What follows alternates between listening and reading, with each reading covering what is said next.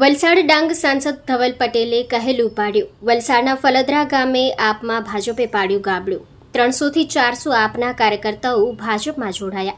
પ્રદેશના ઉપાધ્યક્ષ અને સાંસદ ધવલ પટેલની હાજરી આપના તમામ કાર્યકર્તાઓએ બીજેપીનો કર્યો ખેસ ધારણ। મહિલાઓ પુરુષો મોટી સંખ્યામાં ભાજપના કાર્યક્રમમાં રહ્યા હાજર। ધવલ પટેલે અનંત પટેલ અને ચૈતર વસાવા પર કર્યા પ્રહાર। બ્યુરો રિપોર્ટ સત્ય ડે।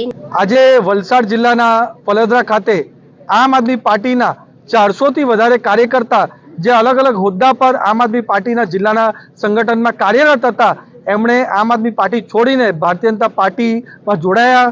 એમણે જે નરેન્દ્ર મોદી સાહેબ આપણા ભારત દેશને વિકસિત બનાવવા માટે સંકલ્પ લીધો છે, એમની પર વિશ્વાસ રાખીને સાથે આપણા અમિત શાહ સાહેબ, જેપી નડ્ડાજી, નીતિન નવીનજી, ગુજરાતમાં ભૂપેન્દ્ર પટેલ સાહેબ, હર્ષભાઈ સંઘવી સાહેબ અને સાથે ખાસ કરીને આપણા ગુજરાતના પ્રદેશ અધ્યક્ષ એવા જગદીશભાઈ વિશ્વકર્માજીમાં વિશ્વાસ રાખીને ભારતીય જનતા પાર્ટીમાં જોડાયા છે।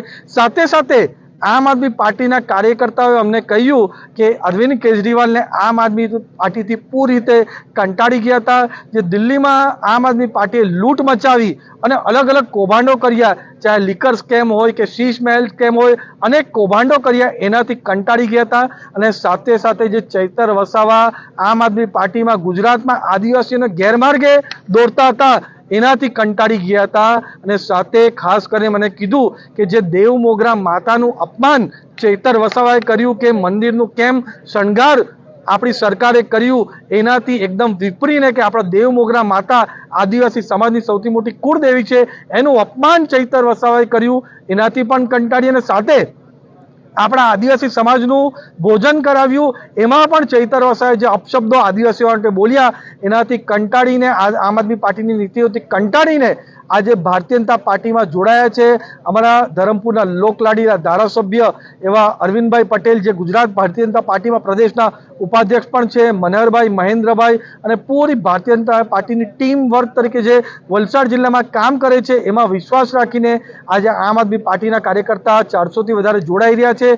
એ બતાવે છે કે આજે આમ આદમી પાર્ટીમાં કોઈ વિશ્વાસ કરતું નથી ને બધા જ આપણો મોદી સાહેબ પર વિશ્વાસ કરી રહ્યા છે અને ભારતીય જનતા પાર્ટીમાં જોડાઈ રહ્યા છે। અને આગળ જતા તાલુકા પંચાયત હોય, જિલ્લા પંચાયત હોય કે ગુજરાત વિધાનસભા હોય, એમાં બધામાં જ ભારતીય જનતા પાર્ટીનો મોટો વિજય થવાનો છે અને મોદી સાહેબ પર બધા વિશ્વાસ મૂકવાના છે। ચૈતર વસાવા હોય કે કોંગ્રેસના કોઈ પણ લોકો પર હવે અમારા આદિવાસી યુવાનો કોઈ પણ યુવાનો એમની પર વિશ્વાસ મૂકવાના નથી।